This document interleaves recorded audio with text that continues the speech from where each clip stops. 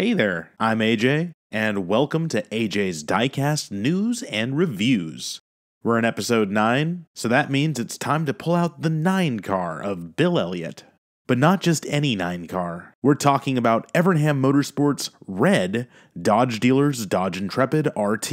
It was with Evernham that Bill Elliott's career had a mini resurgence after years of struggling with his own team and McDonald's as a sponsor. When Bill was asked by Ray Evernham to drive one of his brand new Dodges, it was the career resurgence that Bill needed. 2001 was Dodge's first year back into NASCAR. After announcing in 1999 they had planned to re-enter the sport, after leaving initially in 1984. Dodge had long been one of NASCAR's winningest manufacturers, and a fan favorite with many top drivers fielding their cars in the 1960s and 70s with a ton of success. So when Dodge got Jeff Gordon's former crew chief and Ray Evernham to start a factory team, there was a ton of hype for Mopar and the return to America's motorsport. The big three, Dodge, Chevy, and Ford, duking it out for supremacy and bragging rights. It was the peak of NASCAR's popularity. Today we will check out Bill Elliott's 2001 and 2002 Dodge Intrepid RT made by Action Racing Collectibles. According to the box, this is one of 3,600 cars. This is a special promotion piece, and it features graphics unique to the grand unveiling of the Dodge Intrepid. So unlike the actual race car, this has some design features that only appear in promotional material and the concept car itself. The main thing is the shape of the car and the drawn-in door frames along the side. I'll show you more about this when we open it up.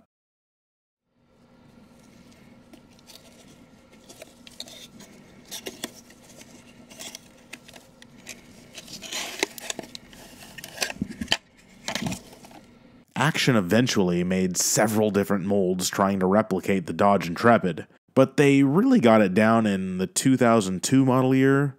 This 2001 mold featured a different grille style than later variants. They put heavy emphasis on its details, yet oddly didn't carry over the blackened grille to the fog lights like the real car had. Instead, they just blackened out the grille closest to the crosshaired center. Moving up, the headlights feature the iconic number 9 on the left and the Evernham Motorsports on the right. Nice painted hood ties. The hood's most notable feature is the Dodge branding of that era, reading "Your friendly Dodge dealers" on the hood with a massive Dodge logo. Today, that logo is used by Ram when they were split from Dodge. Dodge has recently been using 2 slash marks as their logo. Very nice windshield with a blackened outline. This car even nicely opens up to a detailed engine bay. Very nice details for such a small scale such as 1/64th. On the side we have rubber wheels and the sleek outline of the Intrepid RT. Contingency sponsors line the front before we see the number 9 within the outline door frames. As mentioned before, this was unique in early promotional pieces and press material. The car on the track did not feature these lines, but Action was unaware of it when making these cars. They just designed them based on the promotional material. Later versions, post-Daytona, they would make the same cars but with a slightly different mold and no black door outline. We also see a very nicely detailed window net and a side rear window, even molding for the window vent that pops out, which is a super nice touch. Along the rear quarter panel is Dodge, followed by the UAW Union logo and Your Friendly Dodge Dealers branding on the rear. On the backside of the car, we have a very detailed set of rear tail lights, which in NASCAR never featured the Intrepid's rear upper light bar, which can be seen here on the real car. They always just did the tail lights only. Dodge's RT is on the bumper, and we see a very intricately detailed spoiler, even bolts painted on the rear trunk. Here is the top view, a very nice gloss on that paint. You can feel the thick protective coating on this car. Action clearly made this to last for ages. And here is the other side of the car. Same as the other side that we'd already looked at, except the side skirts are slightly different in where there are different opening locations for various exhaust pipes. As we look at the car's underside, we see it as a pure metal chassis.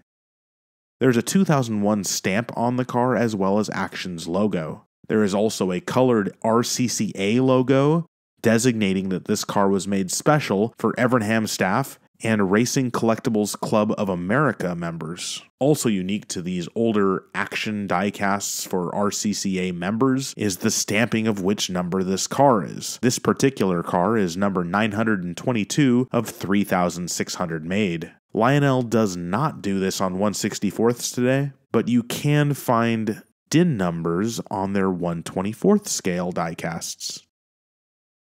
Now for a quick comparison of how quickly Action changed the Dodge Intrepid mold, here is the promotional 2002 Bill Elliott Dodge Dealers Dodge Intrepid. It came in this nice commemorative tin. Inside, it tells us 1 of 15,120.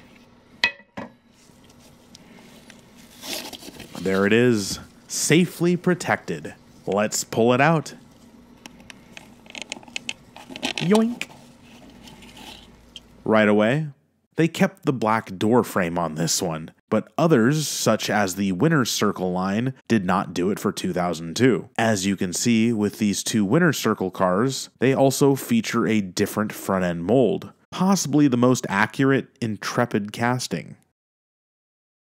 This particular one does not feature an opening hood, but it does feature a new grille and design yet again. This time around, the blackened grille goes around the fog lights like it should, but they oddly didn't color it around the crosshair. This mold is more similar in line with what Racing Champions was making in terms of the front end at least. Here's a Racing Champions car for comparison. Action also enlarged the headlights to make the Intrepid more accurate. The hood slightly changes to say, "See your local Dodge dealers," but the same Dodge on the hood remains as well as the logo. The side for the 2002 car got bombarded with contingency sponsors as companies came running up to Evernham to be their sponsor. Otherwise, the side remains the same as the 2001 car. They did remove some advertising on the rear quarter flap though. They even nicely colored the gas cap location with a nice indent in the casting. The rear of this car also saw an enlargement of the taillights, but otherwise the overall theme from 2001 continues. The top angle looks good with fine details all around. Here's the other side. Man, these old castings are so good. The underside is all metal, has rubber wheels, no production number on the bottom this time, as this car was mass-produced. It does now read 2002 Dodge, and still features the Action Racing logo. So overall, these cars are stellar. There is no visual flaws I could find in terms of manufacturing, and Action clearly was trying to make every car very detailed. It's just odd that the cheaper's Winner's Circle car had the most accurate front end when compared to both of these Action Racing collectible cars. But I love them all, and these interesting little nuances are what make NASCAR diecast collecting so fun. There's so many unique stories that could be told about manufacturing production. It's my goal to be able to share some of those with you on this channel. There is so much tribal knowledge that collectors keep to themselves, and so little of it ever leaves their brain or niche web forums. Tell me how you like these Bill Elliott cars. Did you prefer the 2001 Intrepid or the 2002 one? Maybe you like the Winner's Circle Intrepid more. I could probably do a review of it later someday. Maybe you own all of these cars or just some of them. I would love to hear your feedback in the comments, and if you have a question, I will answer it. Until next time, this was a review of Bill Elliott's 2001 and 2002 Dodge Dealers Dodge Intrepid RT. Hope you enjoyed the video, and I will catch you next time with episode 10. Ooh, that's a milestone. See you then.